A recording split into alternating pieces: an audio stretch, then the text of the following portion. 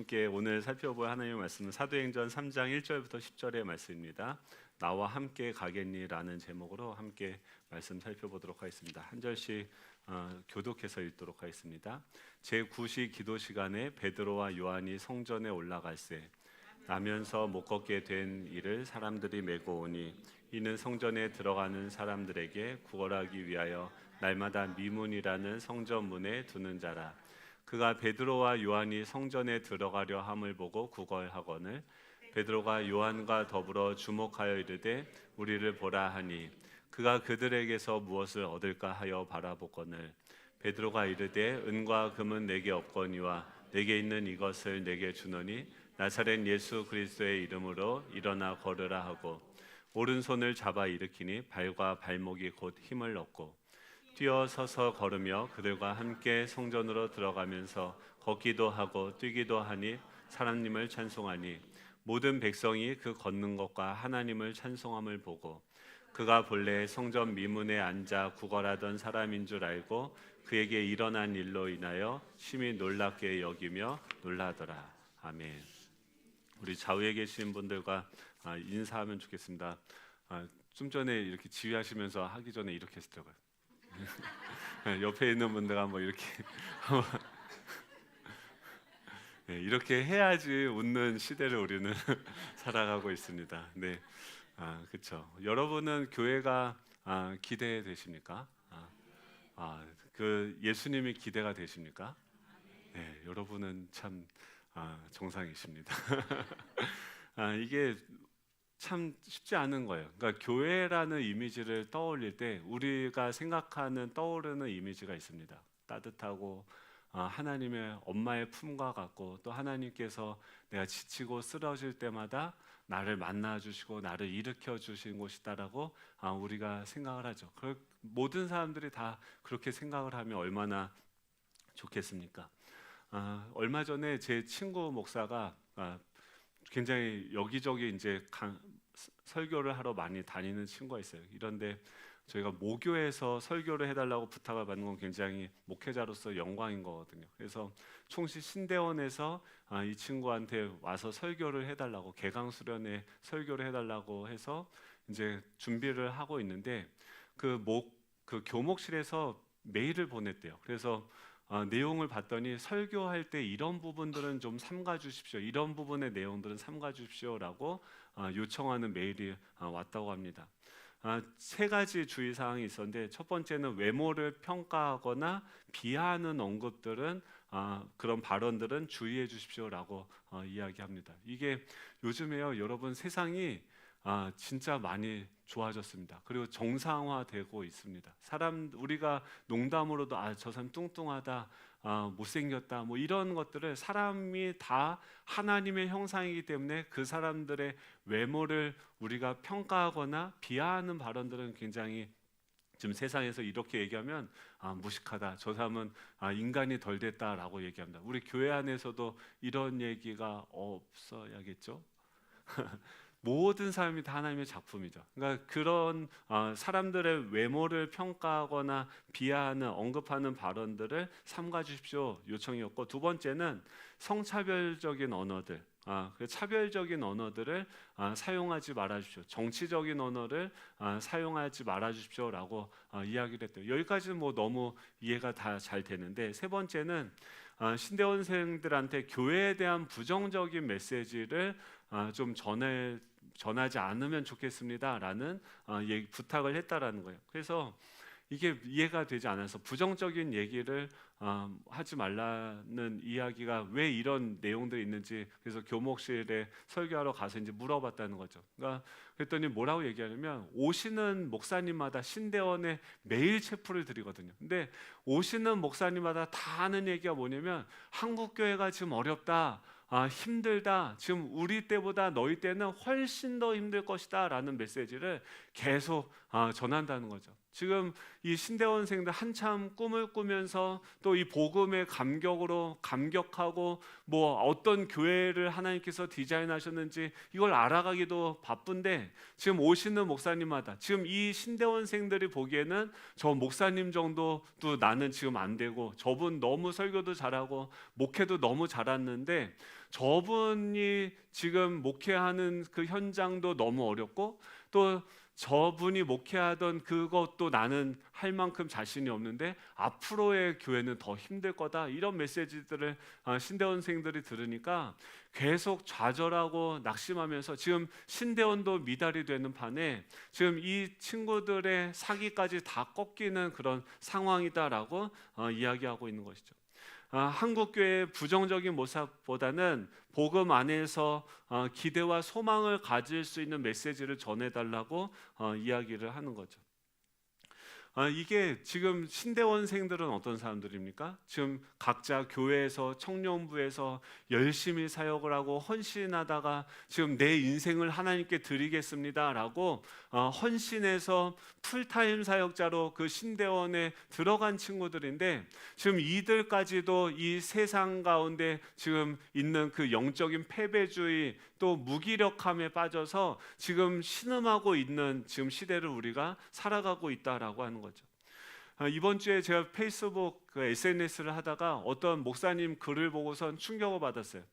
그 계기가 무엇이냐면 그분의 글을 봐서 알게 됐는데, 이제는 뭐 이런 것들이 이슈가 되지도 않습니다. 어떤 목사님이 교회에서 그래도 크게 목회를 하시고 뭐 잘하시는 목사님이라고 하는데, 이분이 그루밍 성폭력을 저질렀다고 하는 거죠. 그러니까 그것에 대해서 개탄해야 하면서 그것을 글을 올렸는데, 이게 지금 예전 같았으면은 목회자가 그런 문제를 일으켰다라고 하면 대서특필을 하고 온 세상이 떠들썩하게 떠드는 그럴 때였었는데, 지금은 그런 얘기가 나와도 야, 뭐 그게 그냥 당연한 것 마냥 기정사실인 것처럼 사람들이 그것에 대해서 놀라지도 않는 거죠. 어떤 찬양 사역자는 큰 교회마다 돌아다니면서, 요새는 음원을 그냥 유튜브로 틀면 그냥 들을 수 있거든요. 그리고 뭐 다운로드 받는다 하더라도 몇백 원만 내면 그걸 다운받아서 들을 수 있는데, 지금 이분이 교회마다 다니면서 이게 한국 교회를 살리는 거다라고 하는 것처럼 막 호도를 하면서 USB, 자기 노래 전곡이 담겨 있는 USB를 5만 원, 7만 원에, 그것도 작은 교회는 가지도 않고 큰 교회만 다니면서 그 성도들을 호소해서 전문용어로 삥을 뽑는다, 삥을 뜯는다죠. 예. 삥을 뜯는다. 그래서 다른 찬양 사역자가 너무 속상해가지고 이런 메시지들이, 그러니까 페이스북을 해도 좋은 내용이 없어요.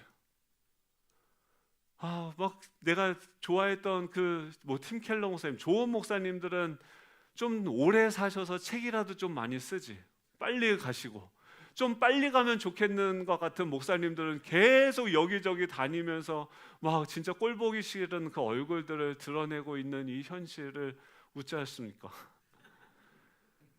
2005년도 제가 신대원 처음 들어갈 때 인구조사를 했는데, 그때 기독교인이 저희가 뭐 인구조사 막 하지 않습니까? 그땐 자신이 기독교 신앙을 가지고 있다 대답한 사람들이 975만 명이라고 합니다. 근데 2023년도, 그때로부터 18년이 지났죠. 2023년도에 조사한 것이 600만 명이 지금 내가 기독교 신앙을 가지고 있다라고 대답을 했고, 그러니까 이 18년 동안 375만 명의 크리스찬들이 증발을 했고, 그나마 이 600만 명 가운데서 100만에서 150만 명 정도는 가나안 성도라고 요새 얘기하면서, 가나안이 뭐냐면 거꾸로 하면 안 나가요. 그래서 코로나 이후로 더 심각해졌는데 교회를 나가지 않는 그 성도의 수가 100만에서 150만, 또 50만 명은 이단 성도들. 그러니까 이 통계를 낼 때는 다 교회에 다니는 사람들 다 하니까 이단도 이 안에 포함이 돼서 600만 명 가운데서 150만에서 100만은 그나마도 교회를 안 나가고 있고, 50만 명은 이단에 속해 있는 거죠. 그러니까 정상적으로 교회를 출석하고 있는 기독교인들은 약 400만 명 정도 된다라고 지금 보고 있는 거죠. 왜 이 가나안 성도님들한테 이제 설문조사를 했어요. 왜 교회를 안 나가십니까? 근데 그 중에서 많은 부분이 뭐였냐면, 제가 충격을 받은 그 항목이 뭐였냐면, 내 신앙을 지키기 위해서 교회를 안 나가기로 결정했다는 거예요. 교회를 가면 목사님이나 또 교회 안에 있는 그 성도들의 어떤 교회가 이렇게 움직이는 현실의 그 상황들을 보면서 오히려 그냥 내가 혼자서 신앙 지키면서 살아가는 게 더 낫지, 교회를 나가면은 오히려 그것마저도, 그 마음마저도 다 사라질까봐 걱정이 돼서 내가 교회를 안 나가기로 결정했다. 근데 우리는 또 어떻게 합니까? 교회 안 나온 사람, 넌 신앙생활 왜 저렇게 잘하다가 똑바로 하지? 알지도 못하면서 사람들을 그냥 우리는 쉽게 판단하고 정죄하면서 뭐 이렇게 가는 거죠. 이런 상황들, 그 중에서 대학생들은요, 청년들, 친구가 저한테 얘기하는 게, 너네 교회 청년이 얼마나 있냐. 그 청년들은 무조건 너무 잘해주라는 거예요. 축복해주라는 거예요. 왜 그러냐 그랬더니, 지금 대학생 청년 중 그러니까 4%가 기독교인이래요. 이단까지 포함한 숫자가 4%야. 중고등부 다음 세대는 더 심각하겠죠. 이미 저 이번 주에 어떤 선교사님이 연락이 와서 막 자기 힘들다고 얘기하는데, 제가 한국의 상황을 얘기했어요. 우리 지금 한국에 지금 4%, 다음 세대 3%밖에 안 되고, 지금 이런저런 일로 막 설교 준비하다가 막 너무 속상해서 전화 왔으니까 재하소연했더니, 형 미안해. 거기가 더 힘든 것 같아. 내가 잘못 얘기했어. 막 이러면서 미안하다고. 제가 사과를 받은 사람입니다. 지금 한국 교회에서 한국 사회 안에서 교회라는 어떤 단어를 떠올렸을 때 사람들이 생각하는 것은, 우리 아이들이 지금 학교에 다니면서 교회 다닌다고 한다면 사람들 시선이 어떠냐면, 그런 이상한 집단에 왜 나가라는 질문들을 하는 그런 시대를 우리가 살아가고 있는 것이죠. 그렇죠. 근데 문제는 뭐냐면, 웃으셔야죠. 그런 현실에서 우리도 복음을 알죠. 교회를 다니죠. 저도 목사죠. 그래서 맨날 복음을 전해요. 근데도 이런 얘기들을 듣고 나면은 힘들어요. 그리고 속상하고, 그런 소식들을 듣는 게 짜증이 나서, 전에 같았으면 이런 얘기가 나오면 어떤 교회야, 또 어떤 목사야 막 하면서 검색을 했을 거예요. 그런데 이번에는 제가 그 검색도 안 하고 일부러 그냥 못 들은 척 막 지나가려고 하더라고요. 왜냐하면 방어 기제가 하는 거죠. 그러니까 계속 이런 소식들을 들으면 내 마음이 무너지고 너무 속상하니까. 이 복음이 주는 강점은 무엇입니까? 우리를 구원하셨다는 거죠. 근데 단점은 뭐냐면, 이 복음이, 우리가 구원받은 것이 우리의 능력과 우리의 힘으로 우리가 그런 상황에서 벗어난 것이 아니다라는 거예요. 그러니까 우리는 어떻게 하면 이 복음을 알고 믿고 살아가지만 스스로를 구원할 수 있는 능력은 여전히 없다라고 하는 것이죠. 그런 시대를 지금 살아가고 있는데, 베드로가 살던 시대는 어땠을까요? 초대교회의 상황은 어땠을까요? 우리보다 더 심각하면 심각했지 더 낫진 않았을까요? 지금 우리나라는 1,000만 명에 가까이 기독교인들이 증가했다가 지금 줄어드는 추세고, 또 그래도 이 종교의 자유가 있어서 이 기독교 신앙을 고백할 수 있는 이런 사회를 우리가 살아가고 있죠. 물론 사람들이 우리를 이상하게 조롱하면서 볼 수는 있지만, 그럼에도 불구하고 우리가 자유롭게 교회를 원하면 나올 수 있습니다. 근데 이 베드로가 살던 그 시대는 어떻습니까? 이 오늘 본문은 뭐냐면, 사도행전 3장은 그 기독교회가 탄생을 하고 첫 번째 기적이 난 사건을 우리한테 소개해요. 이 너무 잘 아는 내용이죠. 베드로가 성전을 이렇게 기도하러 가다가 성전 미문에 앉아있는 날 때부터 걷지 못하는 지체장애자를 만나서 그 사람을 다시 예수 그리스도의 이름으로 일어나 걷게 하는 첫 번째 기적이 나타난 사건이 바로 오늘 내용입니다. 근데 제가 이 본문을 늘 보면서 어떤 질문이 있었냐면, 왜 베드로는 예루살렘 성전으로 가서 기도를 할까? 왜냐하면 바로 앞에 어떤 일이었냐면, 베드로가 복음을 전하니까 3,000명이 이미 예수를 믿었어요. 그러니까 회심하고 돌아와서 벌써 뭐 큰 대형 교회가 된 거죠. 그래서 그 사람들이 각 가정에 흩어져서 소그룹으로 모이면서 떡을 떼고 말씀을 배우고 또 나누고 뭐 이런 교제들이 충만하게 일어나고 있었단 말이에요. 그렇다고 한다면 굳이 예루살렘 성전에 가지 않아도 지금 여기서 사람들과 함께 교제하고 떡을 나누면서 예배를 드리고 기도할 수 있었단 말이에요. 그런데 굳이 그 예루살렘 성전으로 간다고 한다면 지금 어떤 위험이 도사리고 있습니까? 눈에 불을 켜고 지금 이 베드로가 복음을 전해서 이렇게 사회를 또 혼란스럽게 했잖아요. 예수님을 죽여서 이제 좀 잠잠해지나 싶었더니 베드로라는 사람이 등장해서 또 사회를 혼란시키는데, 그것을 지금 벼르면서 제사장들이나 또 서기관 이 사람들이 지금 베드로를 죽이려고 할 거란 말이야. 아니나 다를까 4장에 가면 베드로와 요한이 예루살렘에 가고 이 복음을 전하다가 잡혀가는 일들이 발생합니다. 그러면은 이 예루살렘 성전에 가서 복음을 전하고 지금 거기서 기도하면은 어떤 위험이냐면, 내가 잡히고 사람들이 나를 조롱하고 거절하는 것뿐만이 아니라 더 나아가서 내가 구속이 되고 잡혀서 목숨을 잃을 수도 있는 위험들이 있는데, 지금 베드로는 굳이 이제 성전 제사가 폐하여지고 누구든지 하나님께 나아갈 수 있는데도 불구하고 지금 예루살렘 교회로 가서 성전으로 와서 기도한다는 거죠. 왜 그랬을까요? 제가 여러분들은 그냥 가만히 앉아서 들으시면 되는데 저는 이게 날마다가 너무 힘들어요.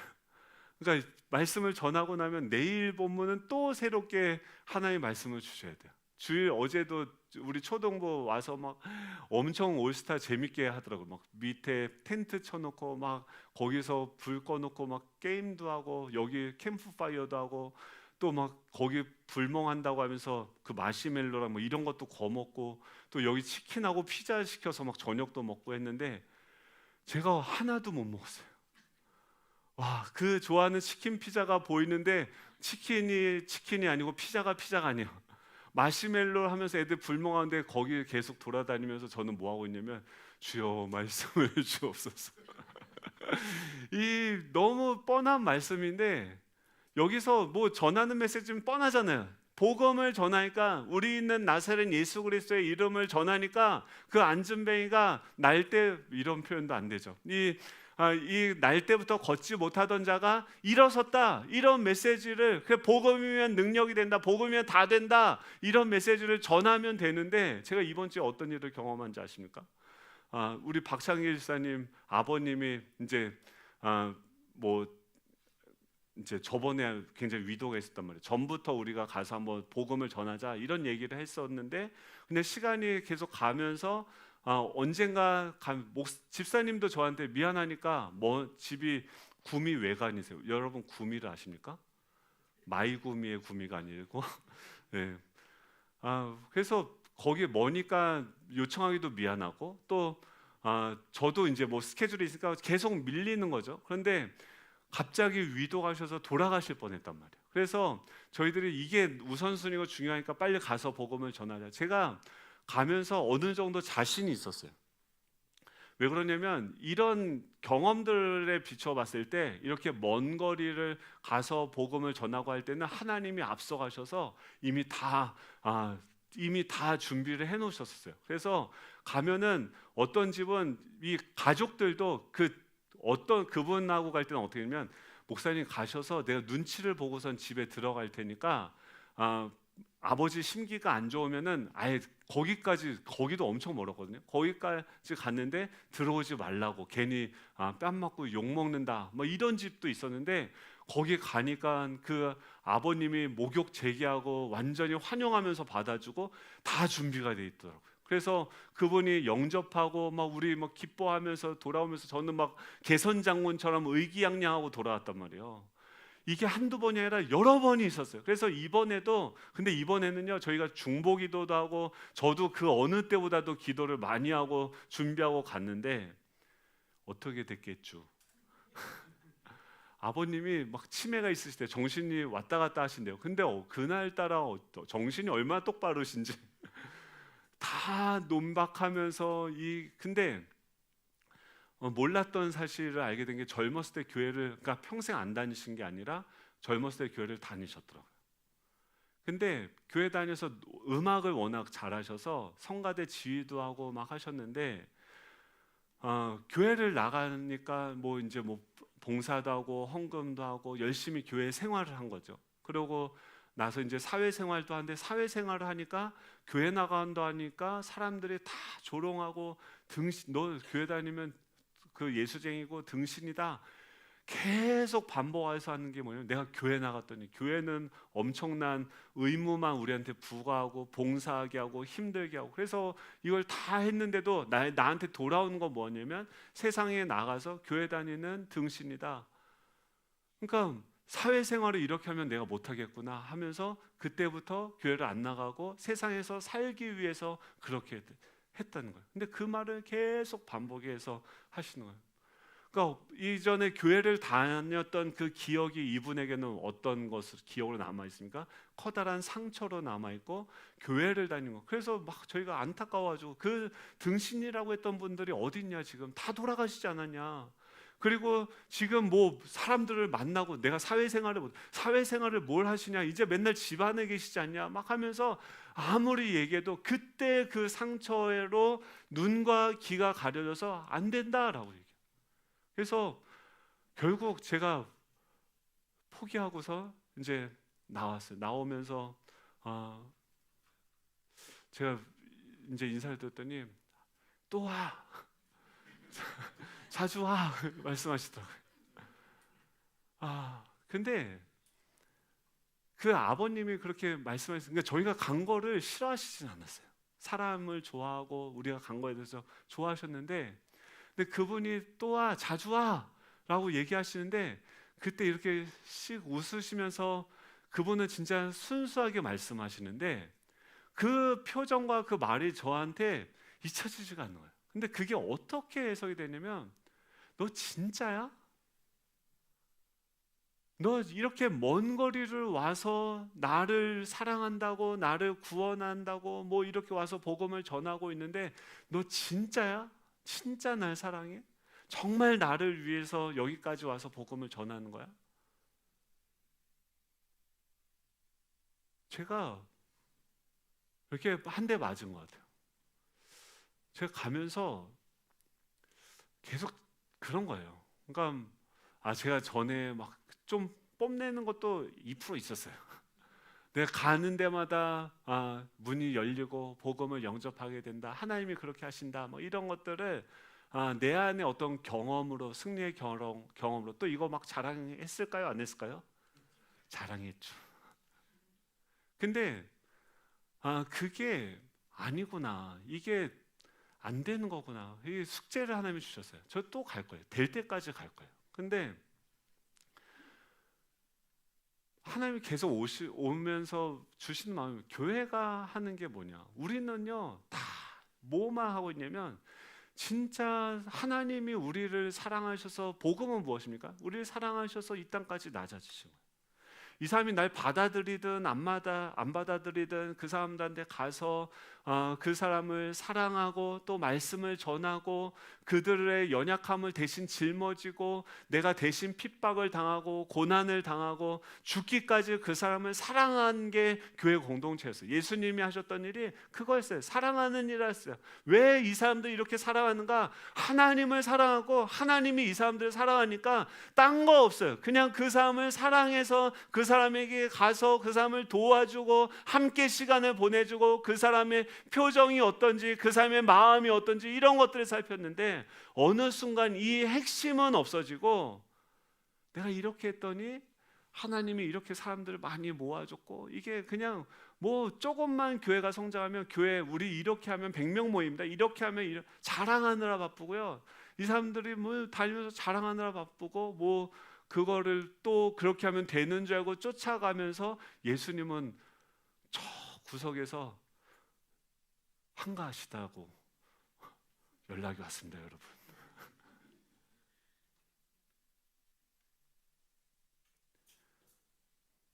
지금 베드로가 왜 굳이 그 성전까지 가냐면, 지금 그때 두 개 교회가 있는 거예요.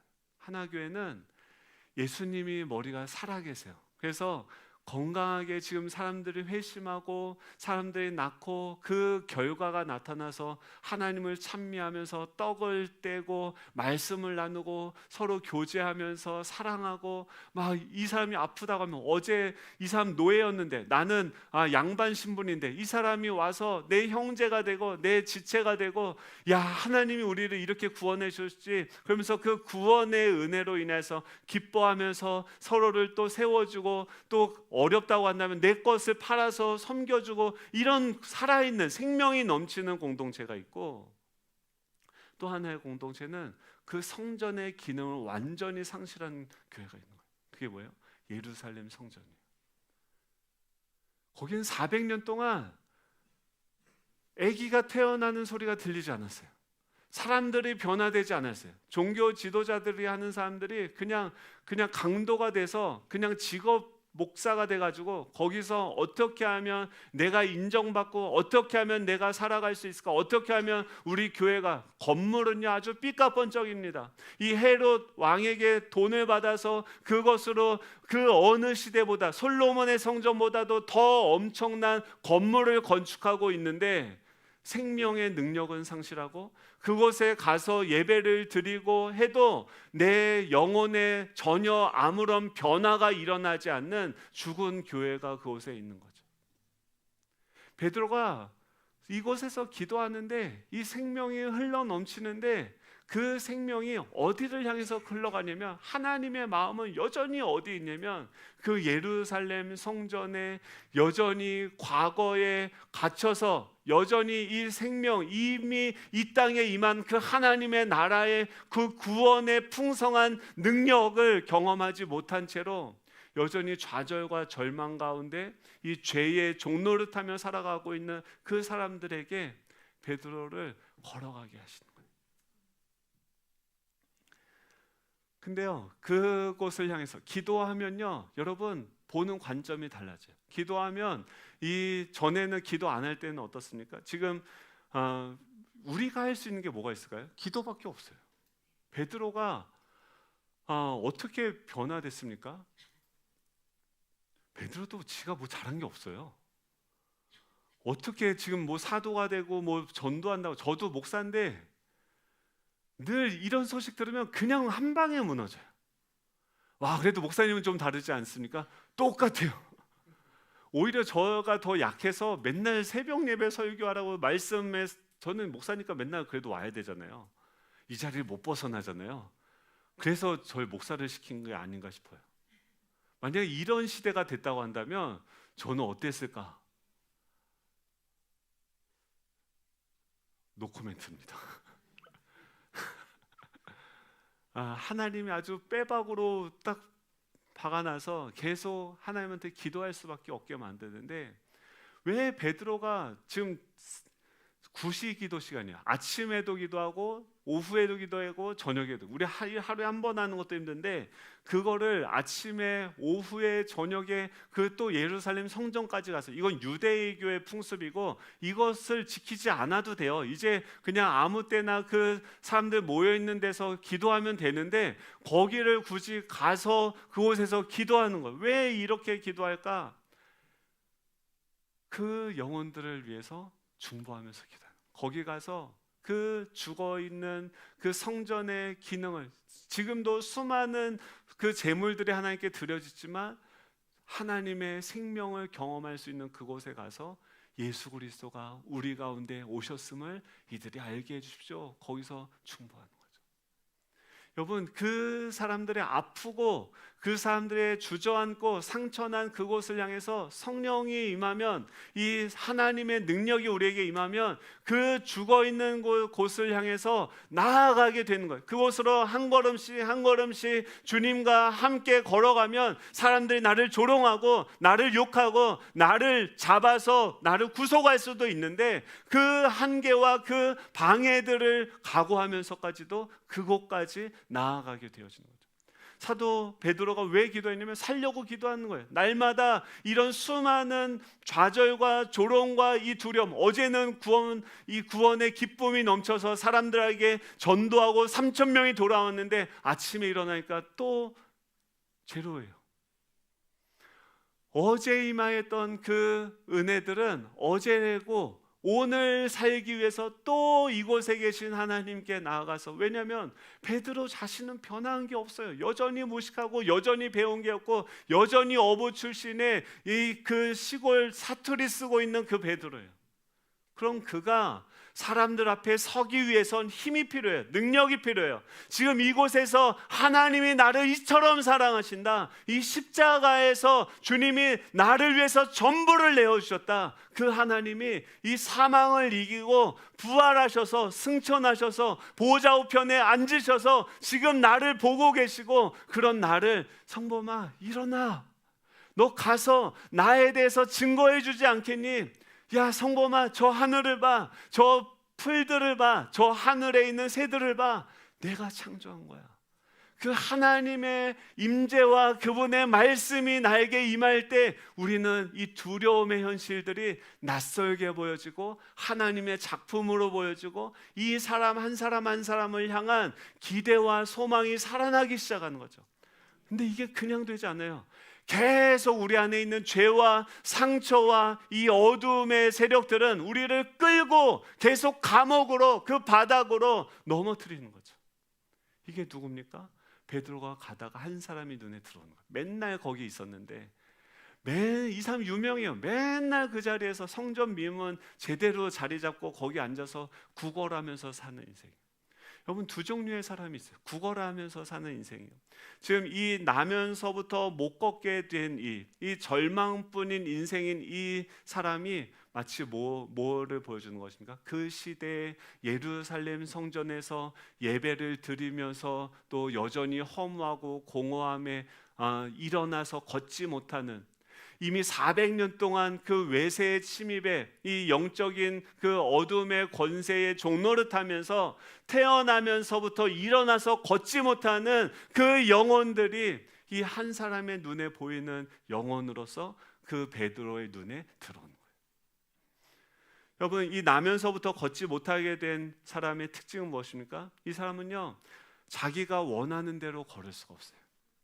보통 인간으로 태어났다는 것은 무엇입니까? 선택권이 있어요. 내가 인격적인 존재라고 한다면 스스로의 길을 선택하고 걸어갈 수 있어야 되는데, 그는 자신의 진로를 선택하고 걸어갈 수 있는 능력을 가지지 못했어요.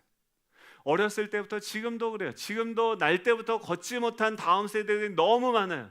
자신에게 하나님이 재능을 주셨는데, 하나님이 이런 은사를 주셨는데 그것을 개발하고 나로서, 하나님이 만든 작품인 나로서 살아가기보다 이 세상이 주는 그 부정적인 메시지에 두려워하며 벌벌 떨면서 나는 어떻게 살아가야 되는지, 사람들이 정한 유명한 학과, 유명한 일로 가면 돈을 많이 번다, 사람들이 들고서 옮겨지는 대로 가서 거기서 뭐합니까? 계속해서 구걸하는 거죠.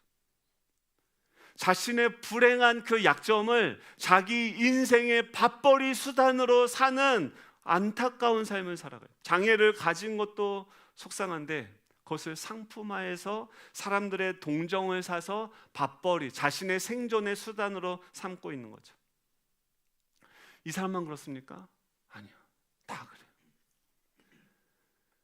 모든 사람들이 구걸해요. 구걸하는 사람들의 특징은 뭐냐면, 사람들을 만나면 저 사람이 날 어떻게 웃고 있나? 저 사람이 나를 인정해 주나? 저 사람이 나에 대해서 기뻐하는가? 계속해서 다니면서 사람들이 나를 인정해주고 나를 이쁘다고 해주고 나에 대해서 칭찬해주고, 이런 모든 관계에서 계속해서 구걸하면서 다니는 거예요. 왜요? 내 안에 구멍이 뚫려서 그 안에 모든 생명이 다 술술술술 빠져나가는 거예요. 밑 빠진 독처럼 아무리 쏟아부어도 결코 채워지지 않는 이 공허함과 허무함에 사로잡혀서 살아가고 있는 거예요. 하나님이 아름다운 미모를 주셨는데, 잘생긴 얼굴을 주셨는데, 그것을 가지고서 상품화하며 자신을 피하라고, 나를 사주십시오, 나를 인정해 주십시오, 똑똑한 재능과 명철한 두뇌를 주신 것을 상품으로 팔면서 자기 생존의 무기로, 밥벌이의 수단으로 사용하는 거죠. 학교 성적으로 자기를 증명하며 나 이 정도 성실하고 나 이렇게 일 잘하는 사람이니까 여러분 나를 써서 나라는 이 상품을 사용해서 여러분 나를 써주십시오. 내가 모든 일들을 다 열심히 섬겨줄 수 있습니다 라고 살아가는 구걸의 현장으로 나아가게 되어지는 거죠. 하나님이 계시다면 왜 나는 이렇게 태어났는가? 나를 버리신 것이 아닌가? 하나님이 안 계신 것이 아닌가? 한두 번 생각하다가 이런 생각도요 사치예요. 당장 중간고사고 또 기말고사고 또 중간고사고 또 기말고사고 또 평가받고 또 사람들이 이렇게 저렇게 얘기하는 것을 따라서 자신의 정체성을 그 사람들에게 두며 계속해서 끊임없이 갈구하는 인생이죠. 하나님께서 우리를 어떻게 창조하셨습니까? 우리에게 재능과 은사를 주셨어요. 이것을 왜 주신 목적은 무엇이냐면 하나님의 성품을, 하나님의 형상을 대신해서 우리에게 주신 재능과 은사를 가지고 우리는 하나님을 모델로 만들어진 존재이기 때문에 하나님이 일하시는 방식으로 우리도 움직여져야 이게 고장이 안 나는데, 하나님이 우리에게 재능을 주시고 그 은사를 주신 이유는 하나님을 사랑하고 하나님을 닮아가고 또 그 사람들을 사랑하고 섬기기 위해서 이 재능을 주신 것인데, 그래서 우리가 이 재능을 계속 키워가면서 그 사람들 더 사랑하고 더 섬길 수 있도록 간다고 하면 이 내 마음이 살아나고 기쁘고 영이 살아나고 온전히 온몸이 건강해지는 거죠.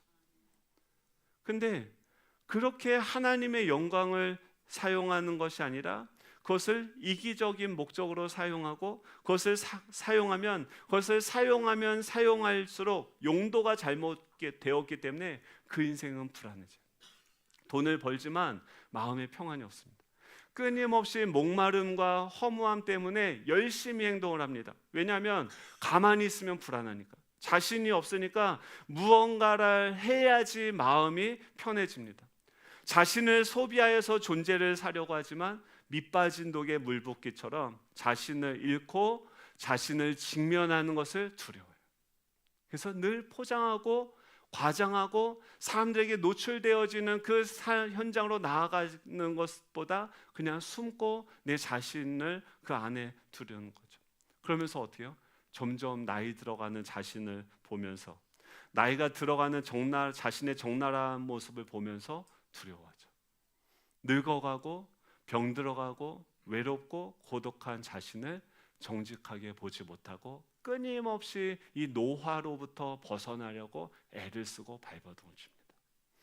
여러분, 하나님이 우리에게 주신 모든 인생은 아름답습니다. 어린아이서부터 장년이 되고 청년이 되고 노년이 돼서 남들 예전에는 10분이면 갈 수 있는 길을 이제는 1시간을 걸어야지, 온 힘을 다 쏟아야지 일어서서 걸어갈 수 있고, 계단 하나도 이게 두려움의 대상으로 오는 그 순간에도 하나님은 그의 그 천천히 슬로우 스텝을 걸어가게 하면서 자신의 인생을 통합하게 하며 정말 인생 가운데 이 삶이라는 이것이 중요한 거고, 결국 사랑이 중요한 거고, 결국 인간이 되도록 하나님께서 우리를 이 땅에 보내셨구나. 이 여행이 끝날 때쯤이면 하나님께서 우리를 다시 맞아주고 거기서는 이제 영원토록 하나님과 함께 사는 그날이 있겠구나.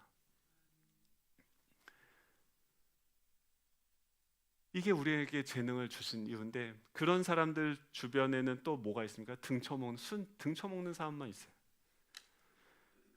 맨날 좀 쉬면 좋겠는데 하루도 빼지 않고 그 인간을 데리고 가서 완전히 빨대를 꽂아서 그 구걸에서 얻으면 다 그 사람한테 줄까요? 전혀요. 그걸 또 뺏어서 피를 빨아먹죠. 계속해서 그런 사람들이 있고, 그러면 어떻게 합니까? 동업자로 인력사무소 통금 버스 계속 보내주고 10% 떼가고 10% 떼가고 10%만 떼가면 감사하죠. 이제 그러니까 어떻게 합니까? 점점 사람 만나는 게 싫어요. 점점 사람 만나기 꺼려지고 혼자 있는 게 편해집니다. 왜? 다 나를 등쳐먹으려고, 나를 다 이용하려고, 나를 다 사용하려고 하니까. 그러니까 예배당 가는 사람들도 뭐합니까? 그런 사람들, 이 사람들은 그나마 가진 채로 재능을 가지고 그곳에 가서 예배를 드리고 하는데, 헤롯 성전을 건축하고 건축원공하고 나 이렇게 했고요, 하나님 나 이렇게 봉사했고요, 나 이 사람한테도 이렇게 도와줬는데 하나님 그러니까 나한테 복을 주십시오. 여전히 그 채워지지 않는 목마름을 가지고 성전 제사를 계속해서 드리면서도 여전히 허무하고 공허한 그런 인생을 사는 사람들이 누굽니까? 바로 지금 베드로가 만난 날 때부터 걷지 못하는 자죠. 이 앉은 분, 날 때부터 걷지 못하는 분의 두 가지 특징이 무엇입니까? 첫 번째는 절망감이에요. 내일이 없어요. 소망이나 내일이 없습니다. 내일이 없는 사람은요, 꿈이 없는 사람이 할 수 있는 일이 뭐가 있습니까? 없어요. 그냥 현재를 살아가는 거예요. 그러니까 쾌락주의로 갑니다. 미래가 있고 소망이 있는 사람은 아무리 어렵고 힘들어도 미래를 위해서 뭔가 도전하고 애쓰고 노력하는데, 그 미래, 이 부정적인 감정과 생각이 가득해서 이게 더 이상 소망이 없고 절망 가운데 사는 사람은 그래, 뭐 인생 뭐 별거 있어, 그냥 오늘 사는 거지. 두 번째는 이런 사람들의 특징이 뭐냐면 구원이 없습니다. 이런 뭐 어떤 분들은 그래요. 교회에서 기도할 때 기도를 왜 이렇게 시끄럽게 하냐, 울면서 하냐, 손은 왜 들고 기도하냐, 그냥 조용하게 대화로 해도 하나님 귀 안 먹었다 알아들으신다. 맞죠? 근데 그건 좋을 때죠. 하나님하고 친밀해서 같이 눈을 보고 막, 여러분 맨날 그러시죠? 그래서 가만히 있어도 주님의 임재가 경험이 되고 막 소곤소곤해도 하나님이 내가 널 사랑한다, 내가 널 기뻐한다, 뭐 이게 날마다 경험이 되시죠? 여러분 그게 날마다 되면 얼마나 좋겠어요. 구원은 무엇입니까? 우리가 그게 안 되니까 두 손 들고 하나님 나에게 감동을 주시오, 나에게 은혜를 주시오, 하나님의 강한 손으로 나를 이 현실, 이 지독한 현실, 이 내가 결코 변화시킬 수 없는 이 현실에서 나를 좀 끄집어내 주십시오. 이게 무엇입니까? 이게 구원이에요. 이 절망감에서 벗어나오기 위해서 사람들은 쾌락을 찾고 돈을 찾고 이 절망감을 잊기 위해서 직장에서 열심히 일하고 돈을 버는데, 내가 열심히 돈을 벌면 내 미래가 나아질 거라고 생각하는데 나이 들면 그것도 소용이 없습니다. 인간 안에 구원이 없어요. 인간이 인간을 구원할 수가 없습니다. 어떤 철학이나 교육이나 사상, 종교, 제도도 인간을 구원하지 못합니다. 석가모니, 공자, 또 맹자, 이 사람들의 가르침이 얼마나 좋습니까? 우리가 근데요, 몰라서 선을 못 행합니까? 다 알아요. 그 사람들 얘기하는 거 다 알아요. 마음 비우면 되죠. 그냥 편하게 살면 되죠. 선을 행하면 되죠. 양심껏 살면 되죠. 근데 그게 안 돼요. 우리가 몰라서 못 사는 게 아니라 너 유치원에서 다 배운 것도 못 살기 때문에, 우리만 그런 게 아니라 모든 인간들이 다 그 죄의 포로가 되어져 있고 노예가 되어져 있는 이 현실에서 그 사람도 자신의 인생을 구원하지 못하는데 내가 어떻게 그 사람에게 구원을 요청합니까? 성경에서 뭐라고 얘기합니까? 인간은 인간을 구원할 수 없고 우리 인간보다, 이 현실에 빠져있는 우리보다 더 강한 힘이 와서 우리를 건져내야 된다라고 하는 것이 성경에서 말하는 구원의 개념입니다. 사랑하는 성도 여러분, 여러분들 무엇을 구하고 있습니까? 무엇을 구걸하고 계십니까? 그것이 정말 나를 구원할 수 있습니까? 물어보셔야 돼요. 성경에서 뭐라고 하면 베드로가 우리를 봐라, 지금 거기를 가는 거예요. 똑같아요. 베드로도 아무것도 우리보다 나은 게 없어요. 근데 베드로가 뭐라면 우리 봐라. 이게 뭐냐면, 여러분 우리 봐요. 우리 이렇게 촌놈들이에요. 촌놈들. 나 교육도 못 받았어요. 알잖아, 나 어부. 근데 우리한테 놀라운 일이 일어났어요. 내가 어부로 그물을 던지고 아무것도 절망 가운데 소망도 없이 살아갔는데, 여러분 기쁜 소식이 있어요. 예수님이 날 찾아왔어요.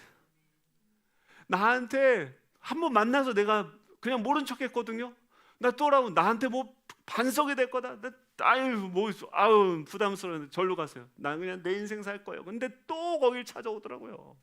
근데 얘기 들어보니까 미친 사람 같진 않더라고요. 얘기 들어보니까 똥 올바른 말만 하더라고요. 그래서 그런가 보다 했는데 그분이 갑자기 나한테 얘기하더라고요. 야, 너 물고기 많이 잡았냐? 아니요, 한 마리도 못 잡았어요. 희한해요, 한 마리도 못 잡았어요. 근데 그분이 와서 저 바다 한가운데 가서 그물을 던지라. 아이씨, 야, 내가 짬이 얼만데 거기 가서 그물을 던져. 근데 던졌더니 내가 할 수 없었던 그 일을 하나님이 하신다. 이분이 하나님의 아들이심을 깨닫게 되고 내가 그분을 쫓아왔는데, 야, 놀라운 일이 생겼어요. 그분 여러분들이 다 죽였잖아요. 그분 다 뻥이라고 가짜라고 나도 그런 줄 알았어요. 근데 내가 보는 데서 죽었는데 갑자기 그래서 다 장사 우리 친했잖아요. 그 무덤에다 넣었잖아요. 근데 강한 손이 그 죽음과 사망에 있는 그 예수 그리스도에게 와서 그는 무기력하고 그냥 사망의 지배를 받아서 거기 그냥 누워 있는데 하늘로부터 그 강한 손이 와서 죽은 예수 그리스도를 다시 살리고 부활하게 하시고 승천하게 하시고 지금 보좌 우편에 앉으셨어요.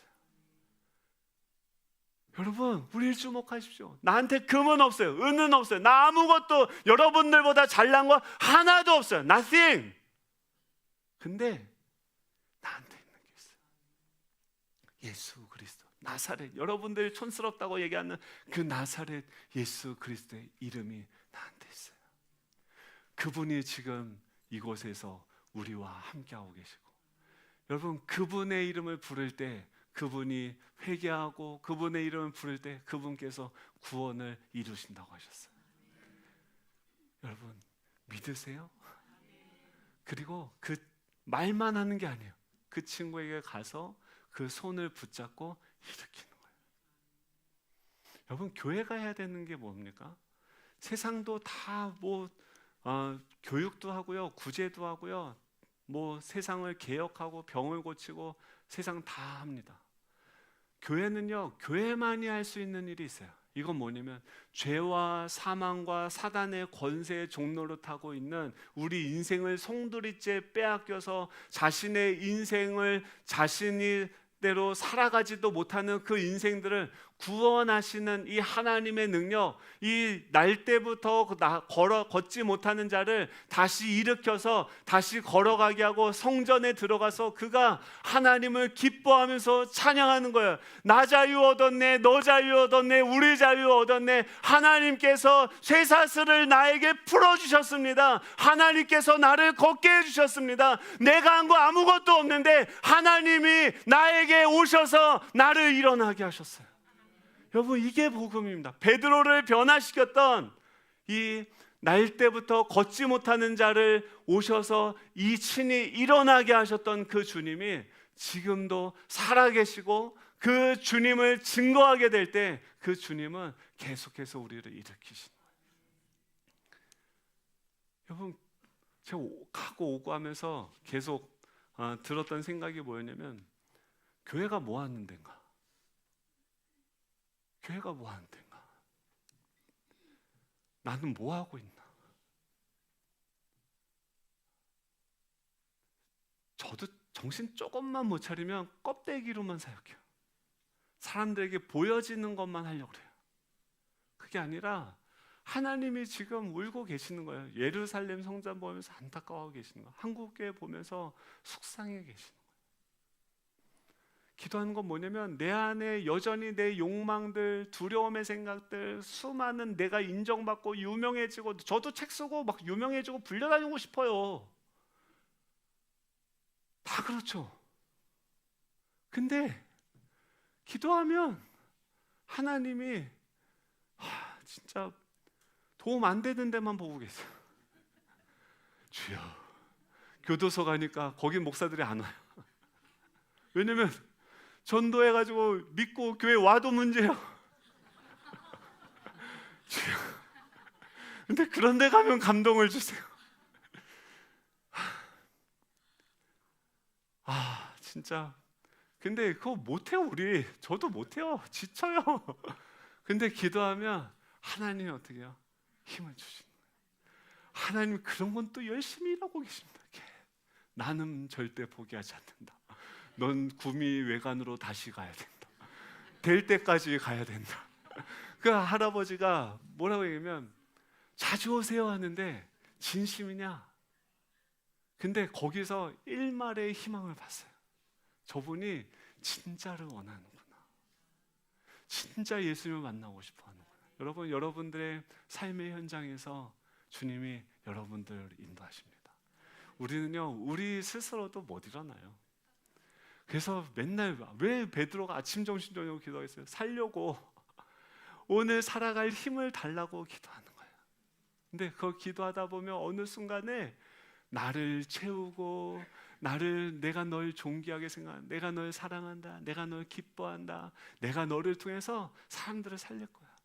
너를 그냥 보낸 게 아니라 너를 통해서 저 영혼들이, 저 예루살렘 성전들이 변화될 것이다. 여러분, 주님께서부터 주어지시는 그 생명으로 날마다 충만해질 수 있는 저와 여러분 되면 좋겠습니다. 하나님은 어떻게 일을 하십니까? 한 영혼을 살리시는 거예요. 한 영혼이 변하니까 그 앉아서 일어나지 못했던 자가 일어나니까 다시 그 시체 더미들이, 마른 뼈들이 다 널브러져 있는 예루살렘 성전 안에 들어가서 춤추면서 하나님 예배하는 거예요. 우와, 어떻게 저 사람이 이렇게 됐는가? 그때 주님 말씀, 저 마른 뼈들 향해서 태어나라. 사방에서 생기가 불어와 이 영혼들을 살게 하라. 내가 살게 할 것이다. 여러분, 그 하나님의 놀라운 사역에 참여할 수 있는 저와 여러분 되면 좋겠습니다. 제가 차 타고 오는데 얼굴이 이렇게 한번 붙어가지고 진 거잖아요. 제가 찌그러져 있으니까 아내가 이 노래를 틀어주더라고요. 이거 들어보라고. 아, 싫어. 들어봐, 싫어. 그래 듣더라고요. 틀었어요. 아, 노래 어려워가지고 1부 때는 MR 틀어서 했는데 2부 때는 1 좀 불러서 이제 안 돼. 여러분, 악보를 드렸는데 어제 제가 그 카톡방에 올렸던 노래인데요. 우리 가사 한번 생각하면서 우리 찬양하고, 주님이 뭐라고 얘기하면, 주님은요 부족함이 없어요. 왜 우리 부르신지 아세요? 하나님이 다 하시는 겁니다. 하나님은요 춤추시는 거예요. 손을 내밀어 주시는데 그 손은요 기뻐서 춤추면서 나와 쉐리 댄스, 나와 같이 춤추지 않겠니? 나에게 찾아오셔서 손을 내밀어 주세요. 여러분, 그 손을 붙들고 가면요 사방에 사단이, 어둠이 둘러싸고 있는데 그 안에서 자유롭게 찬양하고 예배하는 거예요. 제사장들이 있고 레위인들이 있고 사방에 마른 뼈들이 있는데 나를 살게 하시는 주님과 함께 거기서 춤을 추는 거예요. 한번 땡기시겠습니까? 다 일어나셔서 우리 찬양하면서 하고 기도하겠습니다.